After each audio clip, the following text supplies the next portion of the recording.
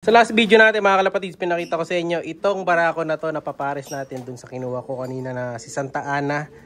No? So ito nga yung MacArthur natin na hindi natin nasakay sa MacArthur mga kalapatids. So Imbrek Pure Cross Pure Alphonse to. So ready muna natin ang kagamitan.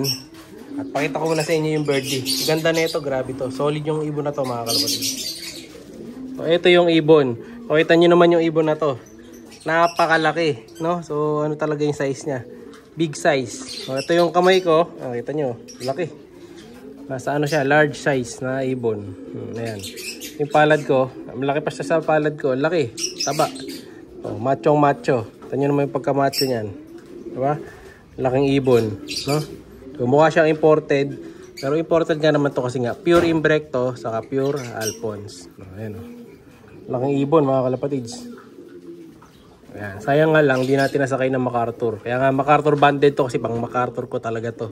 So ngayon, yung sing-sing niya kasi, ito, yung MacArthur okay naman. Ito, sakto yung luwag. Pero yung sa kabila, to may problema yung isa. So kailangan nating tanggalin yung inner ring. Yan. So yun yung ano sa inner ring mga kalapatids eh.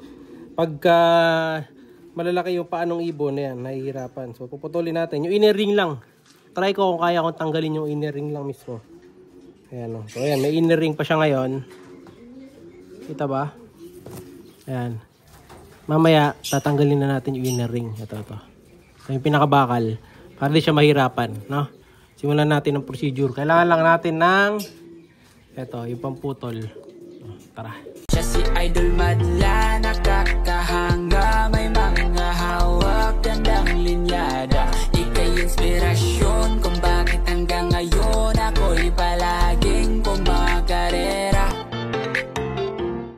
Tagumpay ang operasyon natin sa kanya mga kalapatids. Sa tanggalan na natin ang ring. Ang problema, yung dapat na gagawin ko, ring lang ang tatanggalin mga kalapatids. Ngayon, yung inner ring, tinanggal natin, saka itong ring mismo, ayan o.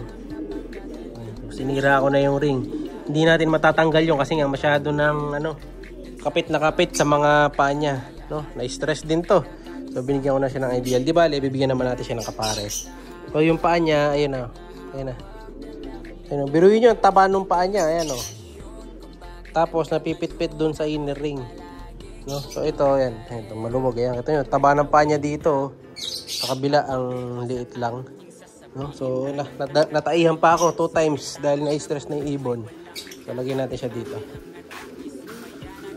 Tingnan natin, ha. Pero, hindi naman siguro. Siyempre, sa una, medyo mapipilay siya. Ayan. Sa una lang naman yan. Pero pagkatapos niyan, magiging okay din siya. Ayan. Huwag ka masyadong magpa-stress. Malaki naman katawan nito. No? Ayan, o. Ayan, nakakatayo naman siya, oh.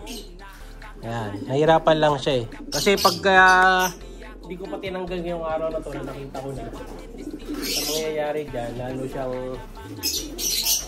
maiipitan ng paa hanggang sa susunod, puputulan na siya ng paa. Buti na lang. Ito, tanggal natin yung ring. Ayan, oh. Kapal din yung pinutol natin, oh. Kaya nahirapan siya ito. Biniyak ko lang yung inner ring niya. Buti na lang malambot. Kung nagatlaan, lumigay din. No? So, ayos na mga kalapatids. So, yun yung pairing natin ngayon na una. Ilan dalawa. Yun, may pairing ako doon kaso medyo siga yung Japan eh. Pero nagpapatid din yan. Try kong harangan itong mamaya. Kaya nga may karton ako dito. Ayan. Ilalagay ko sa gilid para hindi niya makita yung iba. No? So, tingnan din natin kung makakalakad din itong mamaya. Pero sa tingin ko hanggang bukas yan. No? Papalakas pa siya. Pero binigyan ko na ng ideal yan sa calcium. No? So sila muna ang pairing natin. Next pair para dito sa dalawa. Isang pares or yung makakapares ng itim. Mga kalapatids. Tapos ngayong araw din, kukunin na rin yata yung pag-bird natin. Kasi diba sabi niya Martes, papadala natin mamaya. No? I-babox natin. Kunin natin ngayon tong isa pang pair. Kahapon, ibang pair kinuha natin ngayon, another pair ulit. So ang kukunin ko ngayon mga kalapatids is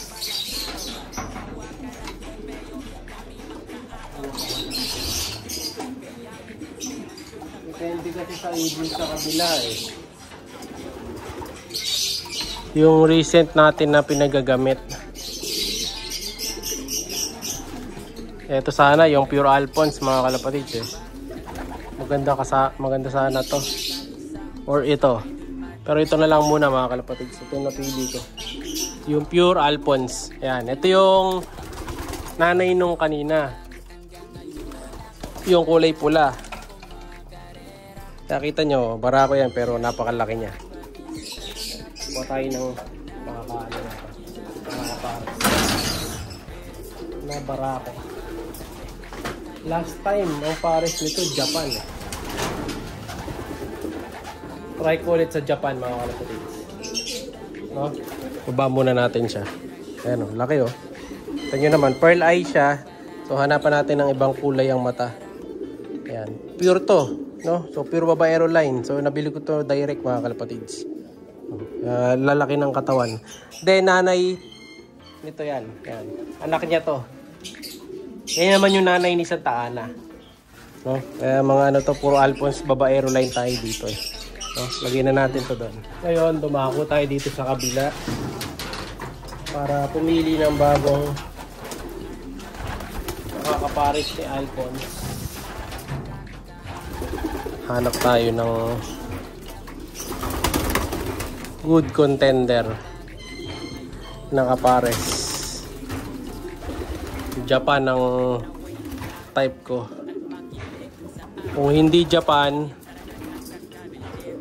eto Louis Chu.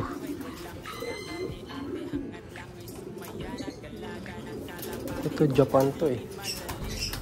Ito na lang yata mga kalapatids, itong Japan na to. Ito or ito.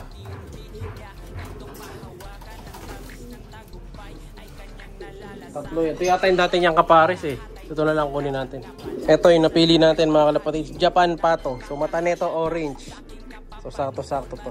Alright. So ito unahin natin pakita sa inyo yung Japan pato ko dito. Ayan. Japan pato. So ito yun. Ito yung lahi na naglalabas na yung paa magkadikit. So para siyang Mariano. Ayan o. Pero Japan.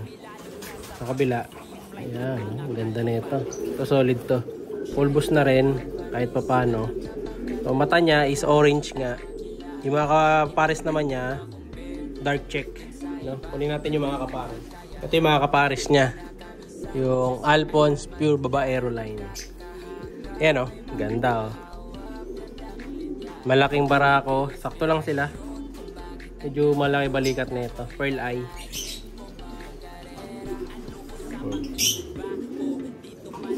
Macho mga kalapatids. Sakto-sakto to. Ngayon pagtabihin natin. Ito yung dalawang ibon natin. Yan o. Sakto-sakto. So blue bar saka checkered naman. Malaki pa dito yung yung babae mga kalapatids. Sa size. Malaki yung babae. Mas malapad yung katawan. Lipat na natin. Ang hirap hawakan nitong babae. Kadulas. Iwan na natin sila ngayon dito. Ayan ang pairing natin. So sa tindig, yan, para makita nyo yung tindig nitong Alphonse ko. Pure Alphonse babaero line, hen na parang barako ang katawan yan. Pares natin sa Japan. Ayan o. Pogi-pogi. Ay, maganda pala. Ito yung pogi. Yan. Ito Japan. Kay idol long hair to. Japan pato. Sana maglabas to ng mga pato line. Bagay naman sila blue bar sa checkered.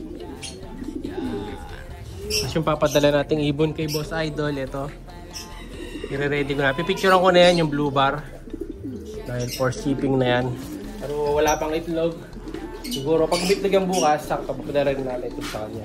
Tapos yung pinutulan natin ng ring. Ito na siya. Tingin ko okay naman to. Wala namang sugat eh. Saka di naman siya nabalian. Tuwid naman yung paa niya. Na ano lang to, na-stress. Kuha natin ng painuman. Ito pa to. Mayroon pa ako sa dito malinis eh. So sakto naman to. Lagay natin dito. Yan. Isa sa kanya, wala pala siya.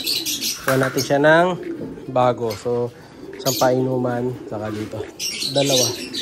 No? So, pupunuin natin ang pairing na yan. Inaantay ko lang makuha yon, yung blue bar.